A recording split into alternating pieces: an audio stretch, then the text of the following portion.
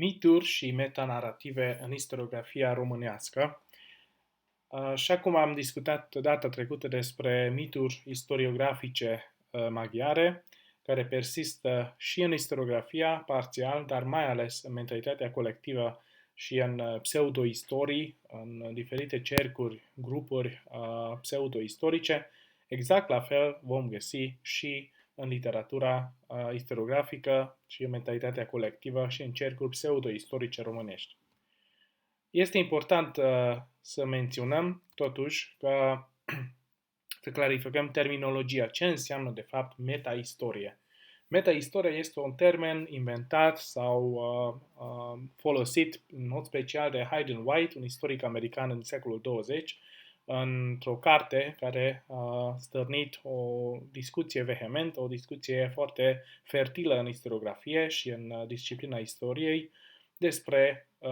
acest termen metaistorie, adică cum scriau istoricii, cum interpretau istoricii sursele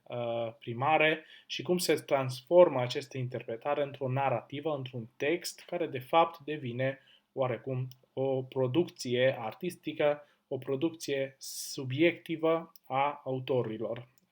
istoricului. Deci, practic, imaginația istoricului,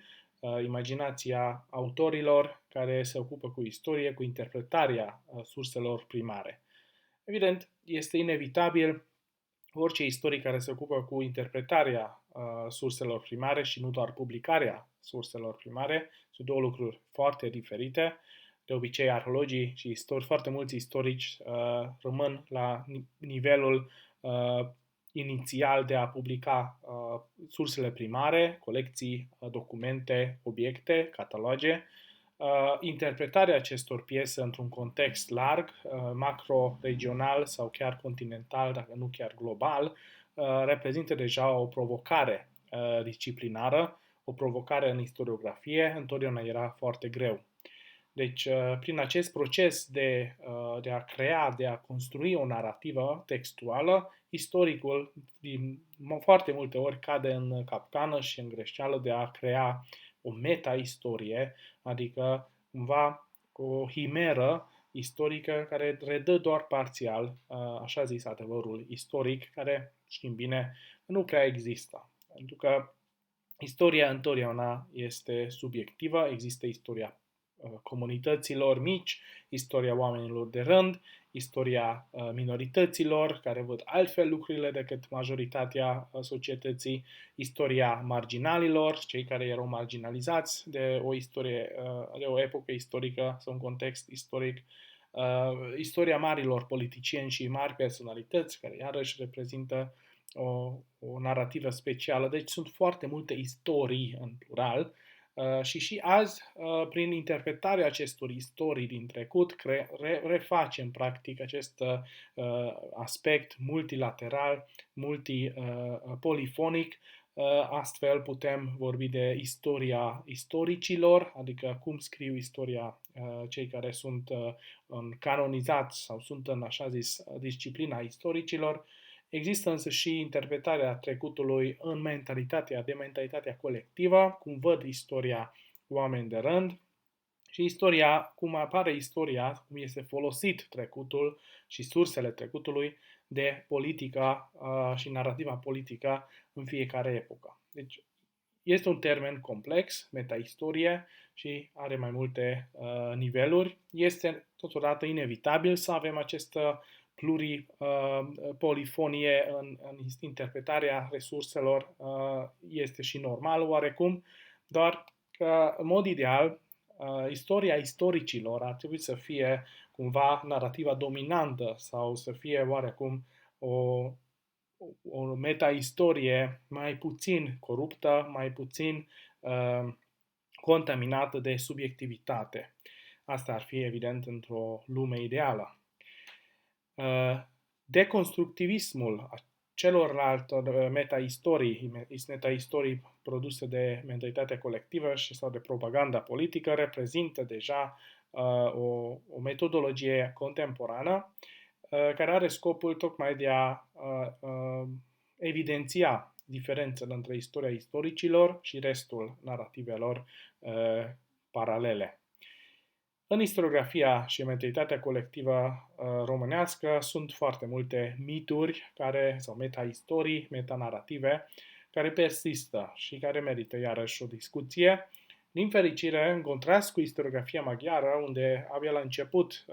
suntem la reconstructivism sau analiza istorică a miturilor și metanarativelor, în istoriografia românească avem pe Lucian Boia și școala lui, foarte mulți care deja scriu despre rolul și interpretarea miturilor istorice. Un mit care persistă însă în narativa arheologică, dar și etnografică și evident în mentalitatea colectivă este o continuitate atemporală, aproape supratemporală, supraistorică, între preistorie, istoria antică și istoria contemporană etnografică, tradițiile etnografice, simbolurile, obiecte similare, tradiții, obiceiuri etnografice, patrimoniul imaterial de foarte multe ori este interpretat într-un context atemporal, ignorând contextul istoric și impactul schimbărilor istorice,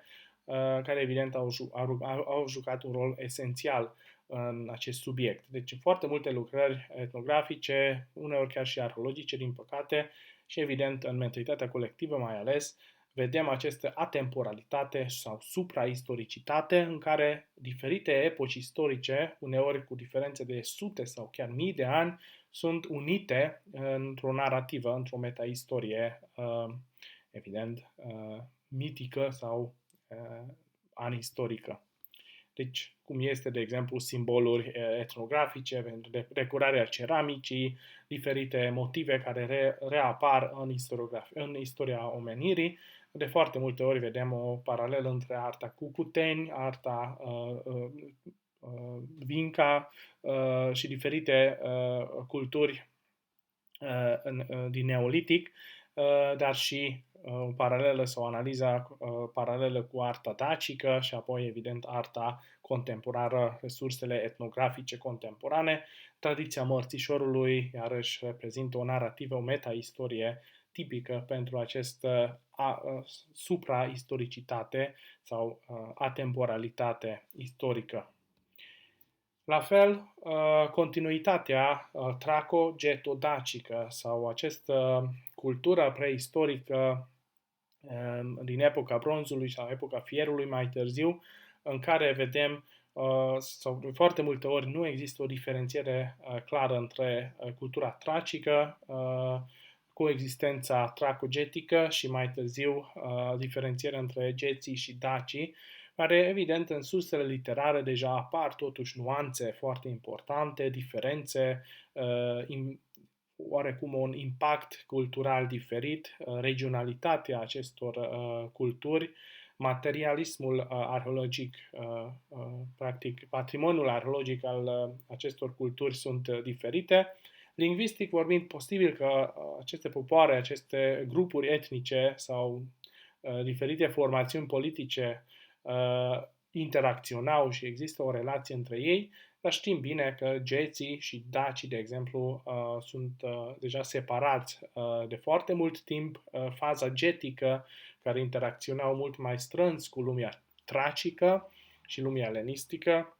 reprezintă o entitate diferită față de triburile dacice, care intră deja în Transilvania și acolo intră în contact mai ales cu lumea celtică, având un contact mai strâns și cu romanii mai târziu. Deci vorbim de entități diferite, de nuanțe importante în care aceste meta-istorii din secolul 20, mai ales traco-geto-dacic sau geto-dacic, nu mai sunt sau n-ar trebui să mai fie folosite și sunt anacronistice pentru orice lucrare serioasă. Tema cea mai puternică sau mitul cel mai persistent în istoriografia, mentalitatea colectivă și în pseudo-istorii românești este continuitatea daco-romană. Aici, evident, era și, adică se explică acest fapt prin vechimea narativei, acest teorie care apare în secolul XIX și se intensifică cu mișcarea, emanciparea elitei românești din Transilvania, lupta pentru drepturi egale în cadrul Austro-Ungariei mai ales, cu rădăcini, să zicem, în secolul XVIII, dar teoria în sine se conturează mai ales în secolul XIX, sfârșitul secolului XIX și apoi, după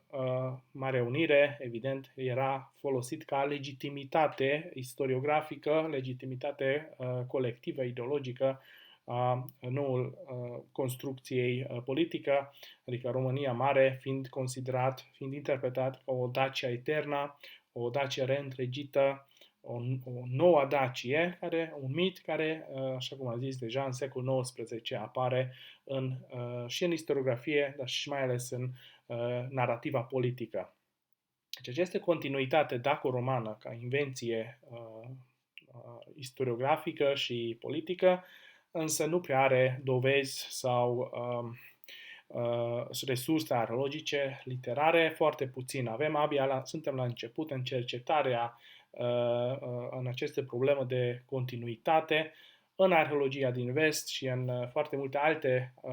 exemple din Imperiul Roman. Știm foarte bine că această tranziție este problematică. Uneori elita autohtonă se integrează în noua elită romană. Există acest proces de a deveni roman, becoming Roman. Sunt procese complexe în identificarea acestor populații autohtone, noi neavând, din păcate, arheologia montană, nu există în România arheologia montană, arheologia rurală este abia la început, nu avem surse epigrafice care atestă prezența dacilor, practic ei au dispărut din surse materiale, foarte, foarte puțin. Abia la început suntem și în epigrafie, în atestarea dacilor, mai ales în sud de Dunăre, în Egipt, în Britania, în surse epigrafice din Mercia Inferior mai ales, dar în Dacia încă avem probleme în identificarea populației preromane.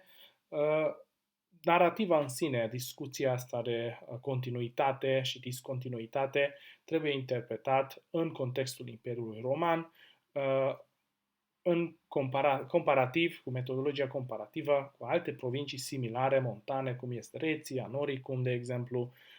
E foarte bine cercetat cazul Britaniei, evident, în Olanda romană, de exemplu, la fel. Deci sunt situații similare care ar merita să vedem și ce se întâmplă aici. Deci cumva a sosit timpul și ar fi urgent necesar reinterpretarea acestui mit istoriografic. La fel și mitul Daciei Eterna, o Dacie care practic nu cedează, existența lui este întotdeauna acolo și este reîntregit de Mihai Viteazul, apoi de Marea Unire. Acest mit de Dacia Eterna, evident, iarăși este mai degrabă o invenție, construcție ideologică în mentalitatea colectivă. Acest Dacia reîntregită sau Dacia Eterna, Dacia modernă, cum apare în secolul XIX, deci reflectă o istorie victorioasă, o istorie lineară. Istorie lineară care începe cu această etnogeneză, continuitate daco-romană, care apoi are un hiatus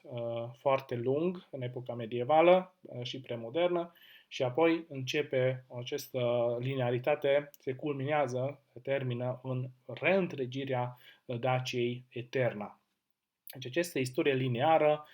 evident, nu este dovedită, să nu avem sursele istorice pentru așa ceva, există doar o meta-istorie creată în secolul XVIII-XIX. Deci mitul reîntregirii, iarăși, este un mit care persistă și în narativa și în textualitatea istoriografică. Ardealul sau Transilvania ca provincia istorică românească este practic o consecință acestui narativă despre care am vorbit, deci consecință sau o ramură a Daciei Eterna. Transilvania fiind considerat în manuale istorice, în mentalitatea colectivă, ca o provincie istorică românească, însă știm foarte bine că realitățile și de iure, adică legal vorbind, administrativ vorbind, Transilvania aparține regatului maghiar medieval în timp de 4-500 de ani aproape, din secolul 11 până în 1541, după care Transilvania este o regiune quasi independentă, evident cu un conflict și dependență față de poarta din Istanbul și Imperiul Habsburgic, dar reprezintă o unitate independentă și quasi independentă și mai târziu, în timp de aproape 200 de ani, aparține Imperiului Habsburgic din 1700 până în 1867, iar din 1867 Transilvania aparține Austro-Ungariei, o nouă construcție politică, iar doar din 1918, deci după Marea Unire, practic cu semnarea tratatului din Trianon în 1920, Transilvania aparține României. Deci este important de reținut că de iure, legal vorbind, administrativ vorbind, cultural vorbind, Transilvania aparține întotdeauna fie unui regat medieval maghiar, fie unui imperiu vestic, cultural sau mittel-european, Imperiul Habsburgic și mai târziu Imperiul Austro-Ungar. Asta se vede și cultural. Diferențele culturale sunt inevitabile, se vede și în peisajul arhitectonic, în peisajul cultural, în tradițiile etnografice, chiar în limbaj, în dialecte, vedem impactul acestui mittel-europeanism aproape milenar în Transilvania, unde știm bine că coexistă o multiculturalitate, există o interacțiune între foarte multe minorități etnice, maghiari, români, sârbi, sași, șvabi, evrei, armenieni, bulgari, cehi și foarte mulți alții care au ajuns în Transilvania fie datorită regatului maghiar medieval, fie Imperiului Habsburgic, care iarăși reprezenta o atracție și o mobilitate interculturală. Deci Transilvania, ca provincie istorică tradițională românească, este o construcție metaistorică. Dar la fel este și Dobrogea românească, care știm bine că până în sfârșitul secolului XIX nu face parte din construcțiile politice administrative românești, nu aparține cultural vorbind, nu aparține tradițiilor etnografice românești. Evident, sunt comunități românești în Dobrogea și înainte de integrarea teritoriului în România modernă sau România unită după mică unire, dar tradițional vorbind este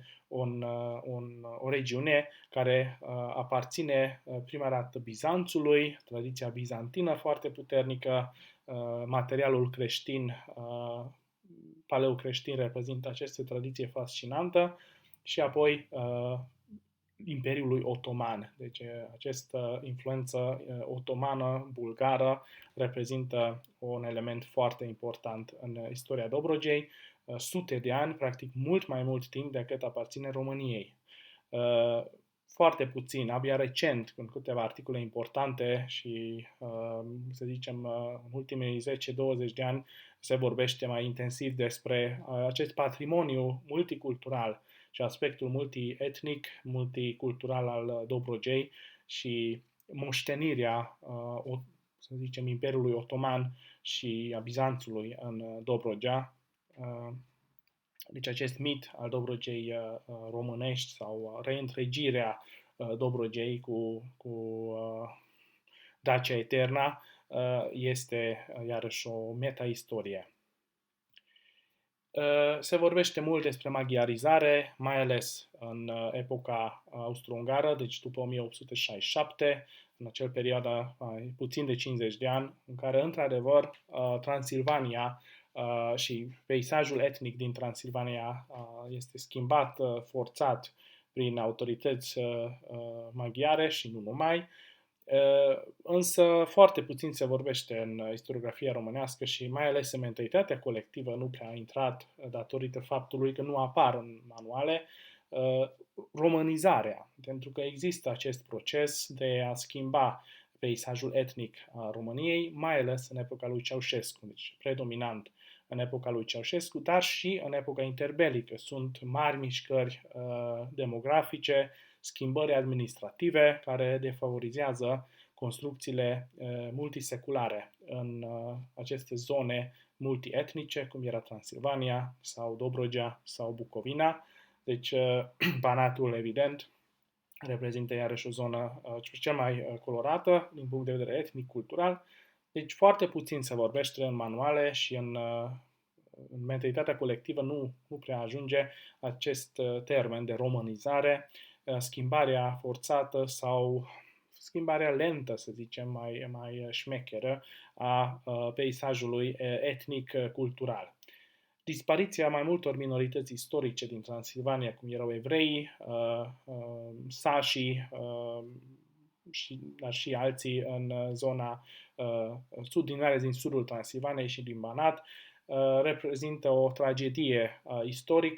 tragedie istorică enormă care, din păcate, a marcat zona Transilvaniei, la fel și în Dobrogea, dispariția unor grupuri etnice și acest mozaic cultural în secolul XIX reprezintă, din punctul meu de vedere, cel puțin o tragedie despre care foarte puțin vorbim încă. Deci există și în istoriografia și în mentalitatea colectivă românească foarte multe mituri, meta-istorii care persistă, care tot rostogolim, repetăm, uneori în contrast sau chiar în conflict cu istoriografia maghiară. Care ar fi soluția atunci? Soluția este interpretarea, contextualizarea acestor mituri istorice și istoria românilor cu istoria maghiarilor. Este extrem de necesar un manual comun, un manual de istorie care istoria românilor și istoria maghiarilor este prezentat ca fiind inseparabil, totuși vorbim de un teritoriu imens, comun, care coexistă în timp de 800 de ani, 900 de ani cel puțin, regatul maghiar medieval, apoi Imperiul Habsburgic și Imperiul Austro-Ungar și populația românească din zonele despre care vorbim, Bucovina, Moldova iarăși cu istoria altor imperii, Dobrogea cu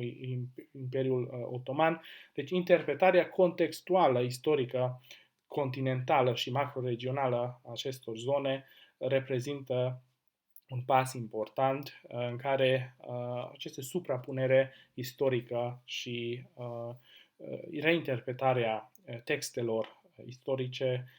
autoreflexia disciplinară, istorică, este o necesitate și din partea maghiarilor și din partea românilor